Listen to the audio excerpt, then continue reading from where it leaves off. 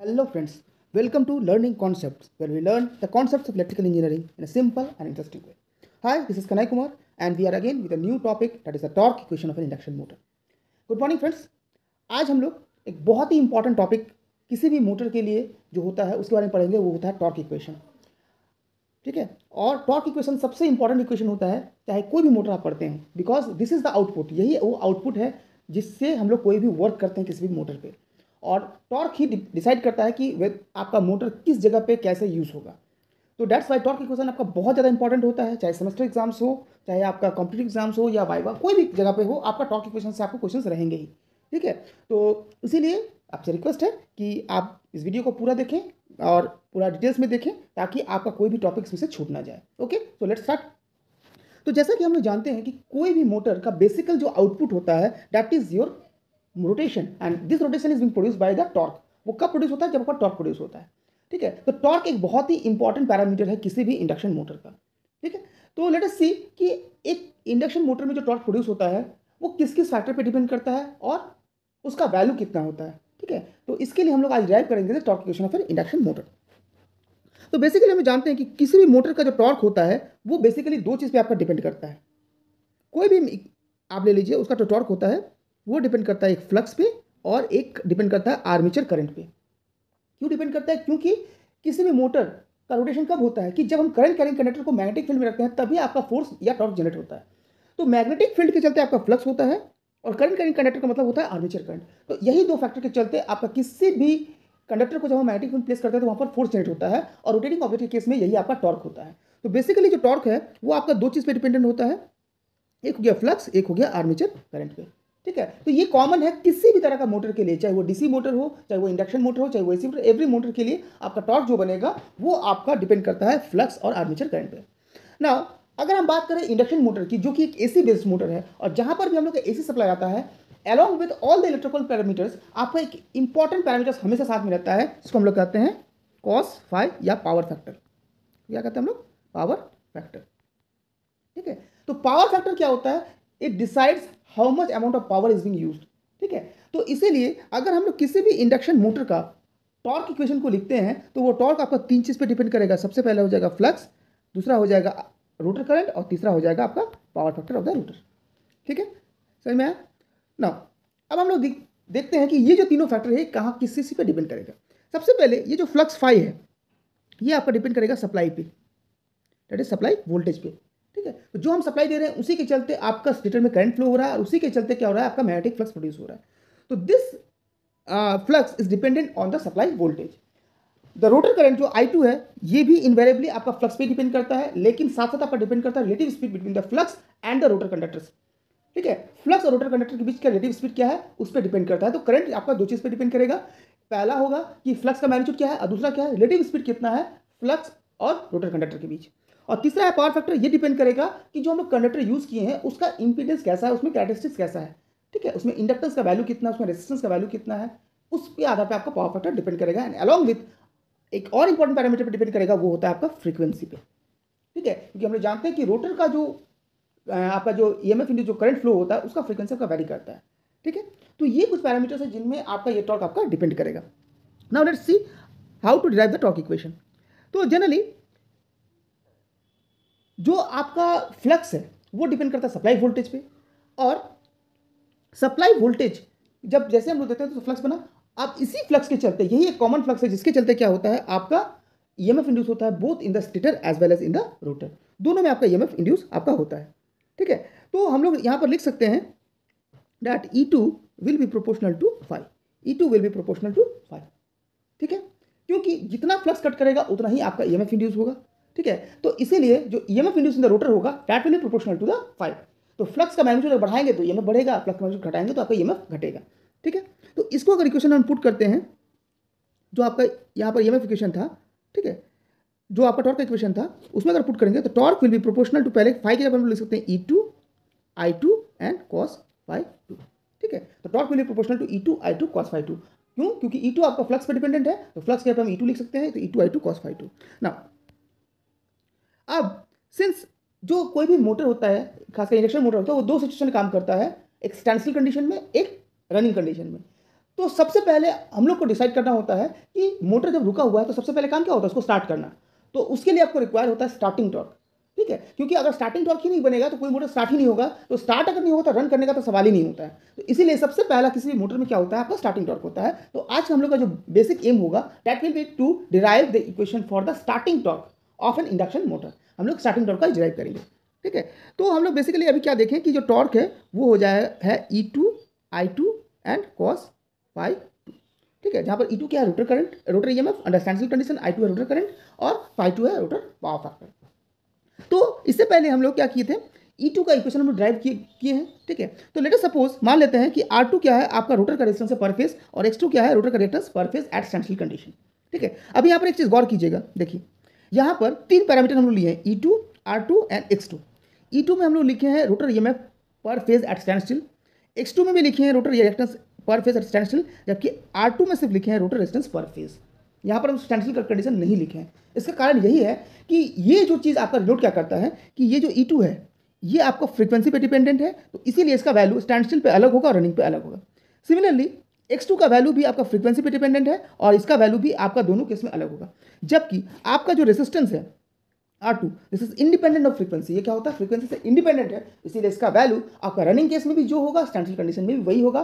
Frequency का variation से या मोटर का रोटेशन से इसमें कोई भी फर्क नहीं पड़ता, ठीक है। तो बहुत बार आपका देखिएगा इंटरव्यूज में या ऑब्जेक्टिव क्वेश्चन में पूछा जाता है कि इनमें से कौन सा फैक्टर आपका फ्रीक्वेंसी पे डिपेंड करता है कि which of the factors will have different values under different conditions. तो वहाँ पर R2 का वैल्यू जो होता है वो कांस्टेंट होता है, E2 X2 जो होता है वो चेंज हो जाता है, ठीक है। तो इसीलिए कभी भी आप लोग E2 R2 को हमेशा रनिंग कंडीशन या स्टैंडर्ड R2 ही लिखा जाता है, कभी R2S का हम लोग सिंबल यूज़ नहीं करते हैं, ठीक है। तो कभी भी रनिंग केस में R2S का सिंबल हम लोग यूज़ नहीं कर सकते हैं, ठीक है, गॉट इट। चलिए, तो सबसे पहले हम लोग क्या निकालते हैं, इंपेडेंस निकालते हैं। Impedance will be equal to root under R2 square plus क्या हो जाएगा, root under R2 square plus X2 square, ठीक है। और रोटर करंट क्या होगा, E2 by Z2 that is E2 by root under R2 square plus Z2 square.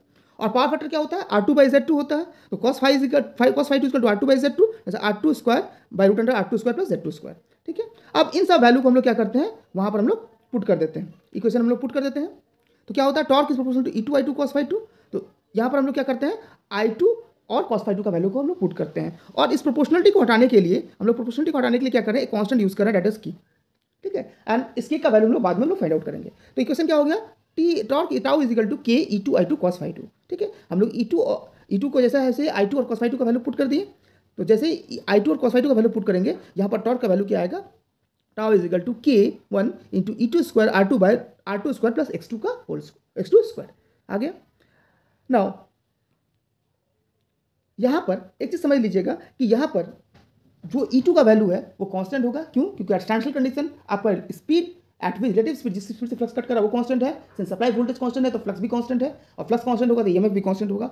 R2 आपका पहले से कांस्टेंट टर्म है, और X2 क्या है आपका रिएक्टेंस, रिएक्टेंस क्या है 2 पाई f इंटू एल। ना इंडक्टेंस तो आपका उसका फिक्स है, एल का वैल्यू फिक्स है, तो फ्रीक्वेंसी पे डिपेंड करेगा कि रिएक्टेंस क्या होगा। अब सिंस स्टैंडस्टिल कंडीशन में जो फ्रीक्वेंसी होता है स्टेटर का वो आपका सप्लाई फ्रीक्वेंसी के बराबर होता है जो कि कांस्टेंट है, इसीलिए यहाँ पर जो सारा टर्म्स है ये सब कांस्टेंट है। इसलिए स्टैंडस्टिल कंडीशन में जो भी टॉर्क होगा that will be taken as a constant term for a particular machine. किसी भी पर्टिकुलर मशीन के लिए जो उसका स्टैंडस्टिल टॉर्क होता है वो कांस्टेंट होता है until and unless we change the design of the machine. हम लोग जब तक उसके पैरामीटर्स में कुछ चेंज नहीं करते हैं तब तक एक मशीन का, एक इंडक्शन मोटर का जो स्टैंडस्टिल टॉर्क होता है वो कांस्टेंट होता है। समझ में आया? तो स्टार्टिंग टॉर्क क्या होगा, फिक्स होगा, कांस्टेंट होगा, जब तक हम लोग उसमें कोई चेंजेस नहीं कर रहे हैं। नाउ चलिए, तो यहां पर अगर हम लोग मान लेते हैं कि सप्लाई वोल्टेज कांस्टेंट है, सप्लाई वोल्टेज कांस्टेंट है तो फ्लक्स कांस्टेंट, फ्लक्स कांस्टेंट तो E2 भी कांस्टेंट। तो यहां पर हम लोग पुट कर सकते हैं E2 स्क्वायर को भी कांस्टेंट मान लिए, तो K1 E2 स्क्वायर को मिलकर एक नया कांस्टेंट ले लिए E2। तो starting dot is equal to K2 R2 by R2 square plus X2 square, ठीक है। और अगर यहां पर हम लोग लिखेंगे तो T starting is equal to K2 into R2 by R2 square plus X2 square क्या हो गया, Z2 स्क्वायर, क्योंकि Z2 का वैल्यू क्या होता है root under R2 square plus X2 square, ठीक है। तो यहाँ पर हो जाएगा T starting is equal to K2 into R2 by Z2 square, ठीक है। तो कभी कभी मान लीजिए अगर आपका EMF का वैल्यू नहीं दिया हुआ है तो in that case you can also find out the value of EMF। ये खासकर उस तरह का न्यूमेरिकल में आपको मदद करता है जहां पर आपको एक इंडक्शन मोटर का दो कंडीशन में या दो इंडक्शन मोटर को कंपेयर करना होता है, जहां पर दोनों का EMF का वैल्यू सेम है। तो उस केस में हम लोग उसका रेजिस्टेंस और इंपेडेंस को लेकर हम लोग टॉर्क का इक्वेशन, टॉर्क का वैल्यू को निकाल सकते हैं, ठीक है। तो इस तरह का हम लोग आगे देखेंगे वीडियोस में, एक डिटेल वीडियो बनाऊंगा जहां पर बहुत तरह का न्यूमेरिकल्स आपके लिए डील करूंगा, ठीक है। तो अभी के लिए हम लोग डेरिवेशन को आगे बढ़ाते हैं। नाउ जो यहाँ पर हमने डिराइव किया है टॉर्क, स्टार्टिंग टॉर्क को, वहाँ पर था T is equal to K1 E2 square R2 by R2 square plus X2 square. ना यहाँ पर सब चीज़ तो नोन है, लेकिन K1 का वैल्यू हम लोग को पता नहीं है। तो सबसे पहले जब तक हम लोग K1 का वैल्यू को फाइंड आउट नहीं करेंगे तब तक मेरा इक्वेशन इनकम्प्लीट होगा। तो let's see how to find the value of K1।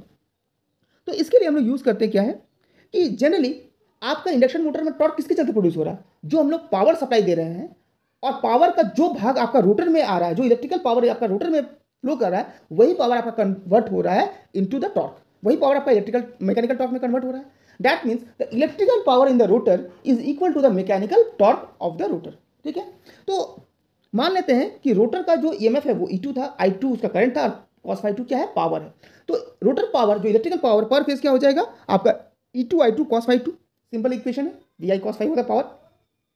अगर एक फेज में आपका power E2 I2 cos phi 2 है तो तीनों फेज में क्या होगा, सिंस तीनों फेज बैलेंस्ड है तो इसको साथ 3 मल्टीप्लाई कर देंगे तो P total will be equal to 3 E2 into I2 into cos phi 2।